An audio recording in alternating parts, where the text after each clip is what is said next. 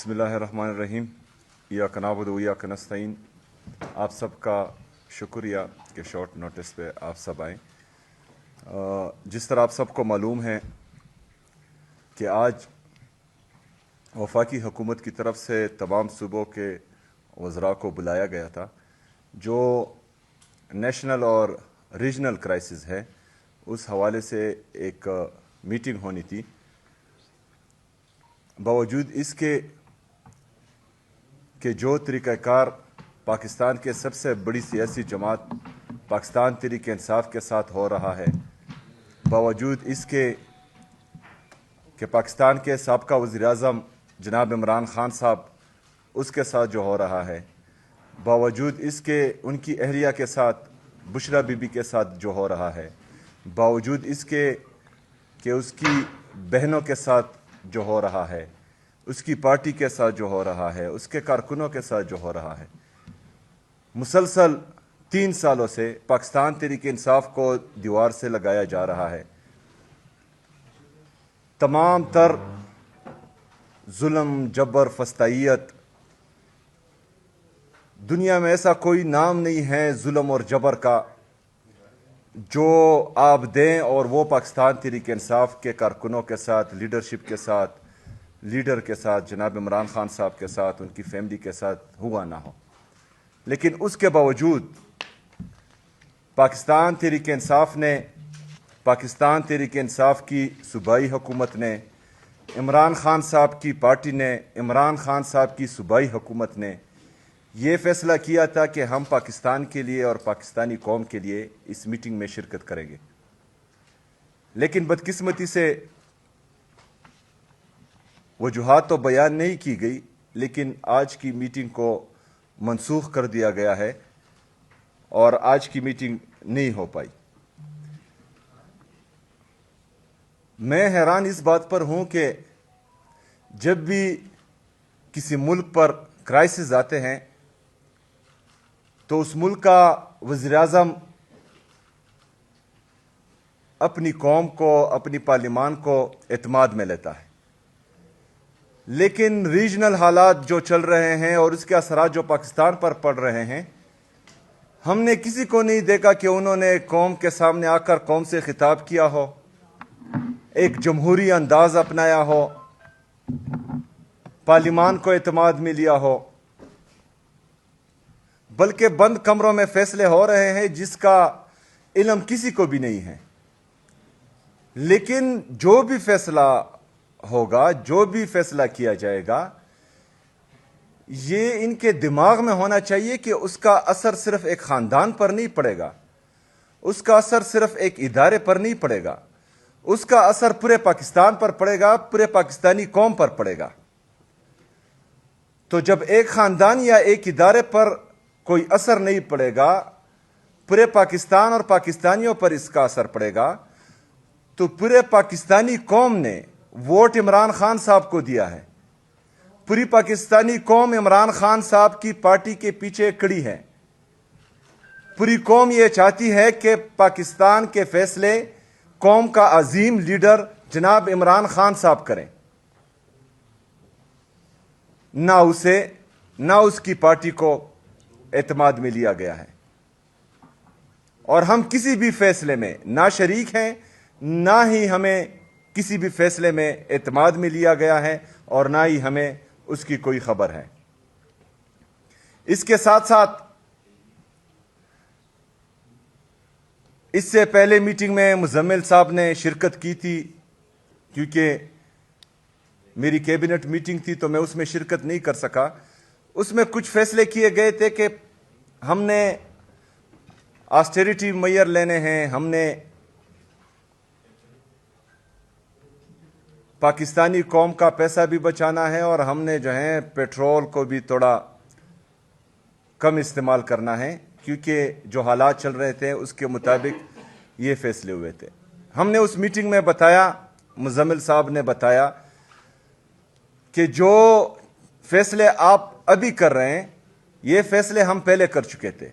جب عمران خان صاحب کی حکومت تھی اور کرونا میں خیبر پختونخوا کی حکومت نے پیٹرول پر جو کٹ لگایا تھا اپنے پارلیمنٹیرین کے لیے، وہ کٹ آج بھی موجود ہیں. اس کے بعد ہم نے وہ کٹ نہیں اٹھایا تھا. میں نے آلریڈی کیبنٹ میں یہ ڈیسائیڈ کیا تھا اس سے پہلے ہی کہ جو آفیسرز 2-3 کلومیٹر سے دور ہیں وہ تمام میٹنگز جو ہیں وہ آن لائن اٹینڈ کیا کرے تاکہ قوم کا پیسہ ضائع نہ ہو.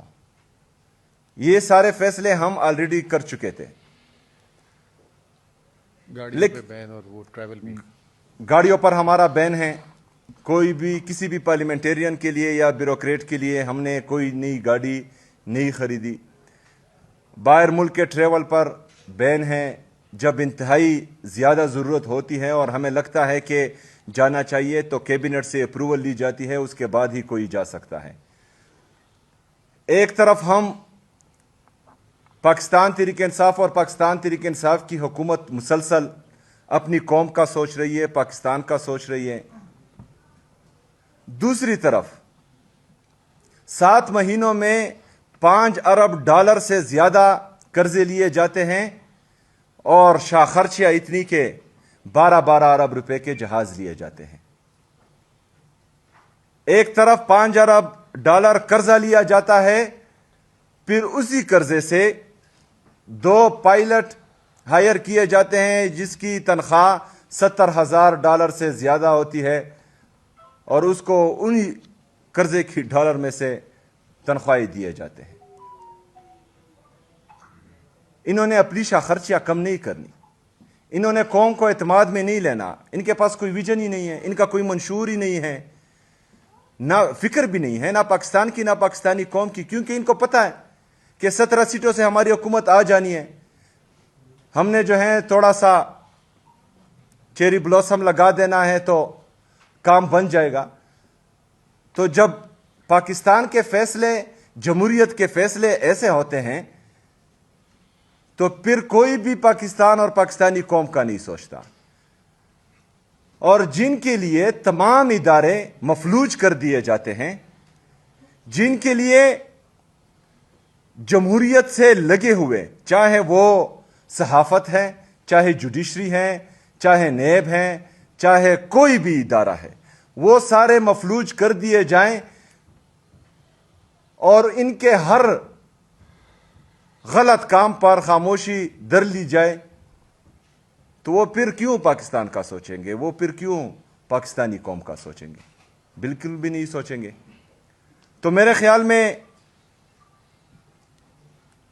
جو بند کمروں کے فیصلے کرتے ہیں ان کو ابھی سوچنا چاہیے, کیونکہ پاکستان جس دلدل میں پھنس رہا ہے, ایسا نہ ہو کہ وقت گزر جائے اور پھر کوئی بھی سنبھالنے والا نہ ہو. تو اس وقت سے ہم سب کو ڈرنا چاہیے. پاکستان کی معیشت کا یہ حال ہے کہ جب ریجیم چینج آپریشن ہو رہا تھا تو ہماری پاکستان کی جی ڈی پی گروتھ 6.1% تھی. آج جو ہے وہ 3% سے نیچے آ چکی ہیں. جب ایک حکومت کو گرایا جاتا ہے بیرونی سازش کے ذریعے تو وہ اس لیے گرایا جاتا ہے کہ وہ صحیح کام نہیں کر رہا اور ٹھیک بندے کو لایا جاتا ہے. لیکن وہ بھی غیر جمہوری عمل ہے. ہر بندے کو اپنا ٹینور پورا کرنا چاہیے. لیکن جن کو لایا گیا انہوں نے پاکستان کا بیڑا ہی غرق کر دیا, لیکن کوئی پوچھنے والا نہیں ہے. ہمارا انڈسٹریل گروتھ منفی میں جا رہا ہے. ہماری ٹیکسٹائل کی انڈسٹری بند ہوتی جا رہی ہے. ہمارا تجارتی خسارہ $20 ارب سے تقریباً تجاوز کر چکا ہے. ہماری ایکسپورٹس تباہ ہو چکی ہے. ہمارا نوجوان جو اس ملک اور قوم کا قیمتی اثاثہ ہے وہ پاکستان سے بھاگنے کے طریقے ڈھونڈ رہا ہے, کیونکہ یہاں پر نہ روزگار کے مواقع ہیں اور نہ ہی جو ہیں ان کو اپنا مستقبل یہاں نظر آ رہا ہے. ہمارا ایگریکلچر گروتھ وہ بھی منفی میں جا رہا ہے. کسان رو رہا ہے, کسی کو کسان کی فکر ہی نہیں ہے. لیکن ان سب کے باوجود انہوں نے مزید پاکستانیوں کو تباہ کرنا ہے. اپنی شاہ خرچیاں کم نہیں کرنی.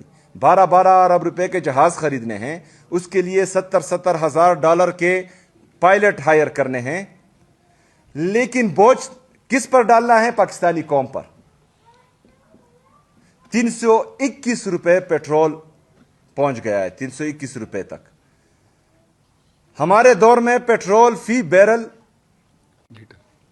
तकरीबन 117 से 120 डॉलर था, लेकिन पेट्रोल की कीमत 150 रुपए थी। आज फी बैरल तकरीबन 85 डॉलर का है, लेकिन हमारी पेट्रोल की कीमत 321 रुपए तक पहुंच चुकी है।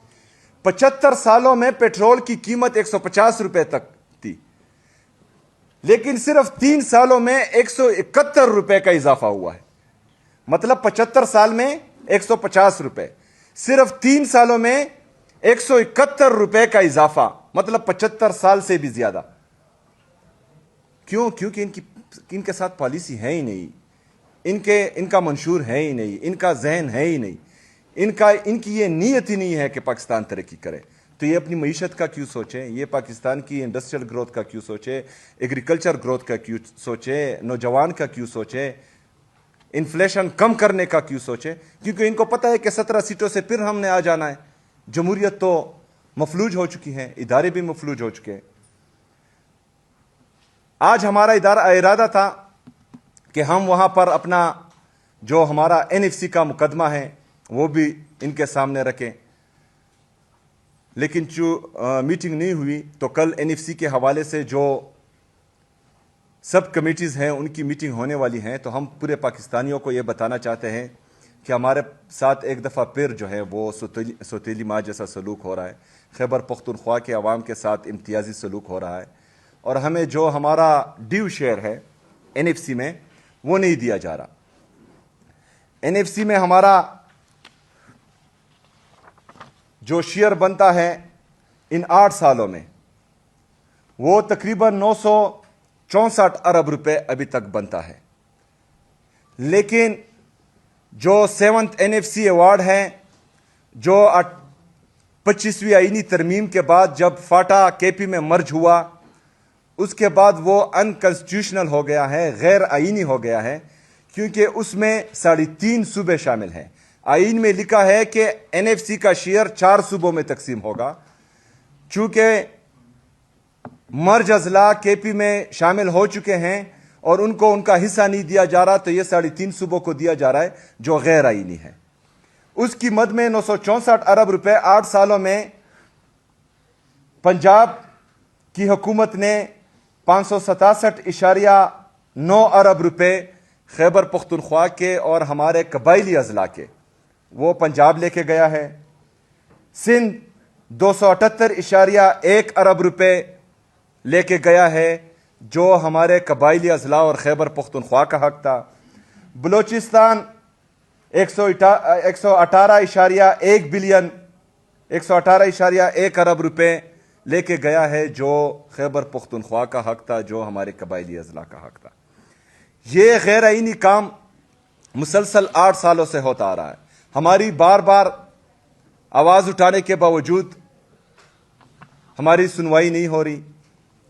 वफाकी हुकूमत के साथ, वफाकी नुमाइंदों के साथ हमारी 4-5 मीटिंग्स जो हुई हैं, मेरे या मेरे बगैर, उन सब में हमने ये बात की है, ये आवाज़ उठाई है, लेकिन उसके बावजूद भी टस से मस नहीं हुआ कोई। आज हम एक दफ़ा फिर मुतालबा करते हैं कि इस 7th एनएफसी अवार्ड को अपडेट किया जाए, उसको कॉन्स्टिट्यूशनल कर दिया जाए, ताकि जो हक लाहौर में बसने वाले शहरी का है, कराची में बसने वाले शहरी का है, क्वेटा में बसने वाले शहरी का है, पिशावर में बसने वाले शहरी का है, वो हक भी कबायली अजला के कबायलियों के लिए भी मुख्तस हो। तो इसमें कल मीटिंग है और हम उम्मीद करते हैं कि 8 साल जो सूबे हमारा हक लेके गए हैं और हमारा हक आया है, वो इसमें हमारा साथ देंगे और 7th एनएफसी को अपडेट करेंगे और कॉन्स्टिट्यूशन के मुताबिक करेंगे।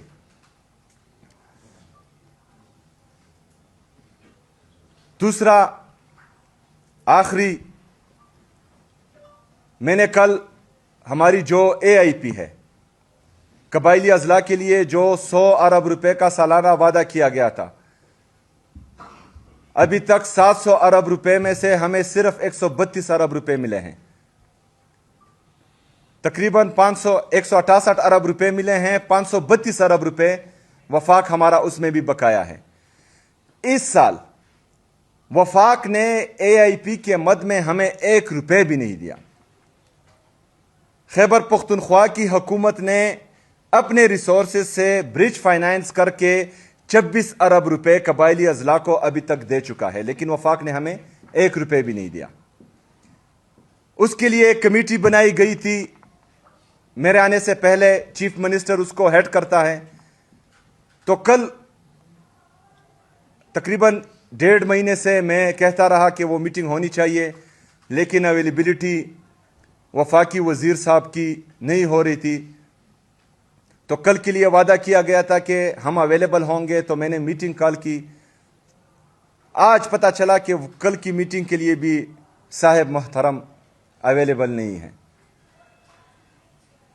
تو جو ہمارا آئینی اور قانونی حق ہے وہ بھی نہیں دیا جا رہا. جو صوبے کی 4.5 کروڑ عوام ہیں اس کے لیے ہم کچھ مانگ رہے ہیں وہ بھی نہیں دیا جا رہا. سیاسی طور پر بھی ہمیں دیوار سے مسلسل لگایا جا رہا ہے. عمران خان صاحب کے صحت کے حوالے سے ان کے ذاتی ڈاکٹر اور ان کے فیملی ممبرز کو ان سے ملنے نہیں دیا جا رہا، اور مسلسل ظلم، جبر اور فسطائیت کا ماحول گرم ہے. اور ان حالات میں بھی جو انٹرنیشنل اور ریجنل کرائسس ہیں، ان حالات میں بھی ان کا مقصد پاکستان تحریک انصاف کو دیوار سے لگانا ہے. تو پھر صرف پاکستان تحریک انصاف نے بھی ملک کا سوچنا ہے؟ صرف پاکستان تحریک انصاف نے ہی یہ ذمہ اٹھایا ہوا ہے کہ ملک پر سخت حالات آئیں گے تو قربانی پاکستان تحریک انصاف نے دینی ہے؟ کسی اور ادارے کی یہ ذمہ داری نہیں ہے کہ وہ قربانی دیں. کسی اور سیاسی پارٹی کی یہ ذمہ داری نہیں ہے کہ وہ قربانی دیں. قربانی صرف ہم نے دینی. آج بھی ہم نے قربانی دی ہے. اس تمام تر ظلم، فسطائیت اور جبر کے باوجود ہم نے حامی بری ہیں میٹنگ کے لیے، کیونکہ ہمیں پاکستان کی فکر ہے، کیونکہ ہمیں پاکستان سے محبت ہے، ہمیں پاکستان سے عشق ہے. اس لیے ہمیں عمران خان سے عشق ہے، کیونکہ ہمیں پتہ ہے کہ عمران خان کے علاوہ پاکستان کو نہ کوئی سنبھال سکتا ہے، نہ اٹھا سکتا ہے، نہ ترقی دلا سکتا ہے. تو میں یہی کہوں گا آخر میں کہ ان کو ہوش کے ناخن لینے چاہیے، اور جو رویہ یہ اپنا رہے ہیں اس پر ذرا سوچنا چاہیے. اور جس وفاقی حکومت کو ہم پر مسلط کیا گیا ہے تو اس کو تھوڑی سی چابی دینی چاہیے، کیونکہ یہ تو خود ماشاءاللہ بالکل فارغ ہیں عقل سے. لیکن کوئی مشورہ دیں کہ ان حالات میں جو ہیں قوم سے خطاب بھی کرنا ہوتا ہے، قوم کو اعتماد میں بھی لینا ہوتا ہے. شکریہ جی.